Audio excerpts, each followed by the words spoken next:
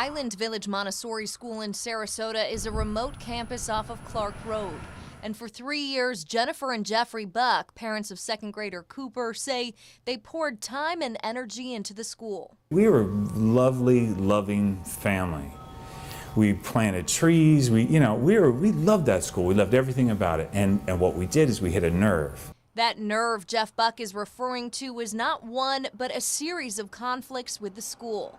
It began in September when the Bucks raised concerns about the new principal's policy prohibiting parents from walking their kids to class at the beginning of the school day. Jennifer calls it an important ritual. It was important to Cooper and it was important to us.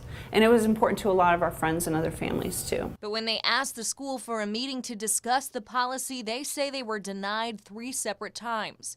The Bucks also raised concerns about the hiring of Principal Cindy Hoffman. But after requesting her personnel file, they say they received this letter from the school, calling their behavior intimidating, threatening, and abrasive. It goes on to permanently dismiss the Bucks and their son Cooper from the school, a decision the school says was given due consideration. And that was it. Not a single conversation, not a single meeting, nothing. And boom, they just kicked our kid out of school. Excuse me, the dismissal was to you and your Mr. Buck, not to your son.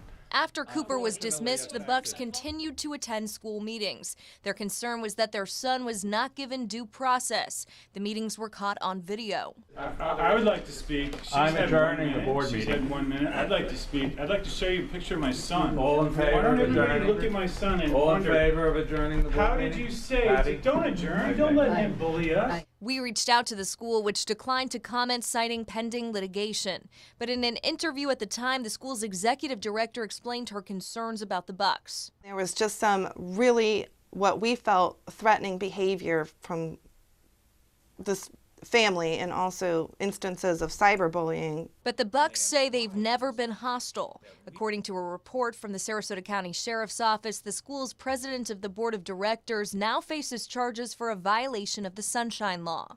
Charter schools have a lot of autonomy. Vice President of Florida's ACLU, Michael Barfield, says charter schools are unique. While they answer to the school board, they also have some semblance of autonomy, so it's a delicate balance. They don't tolerate dissent very well. They don't tolerate questions.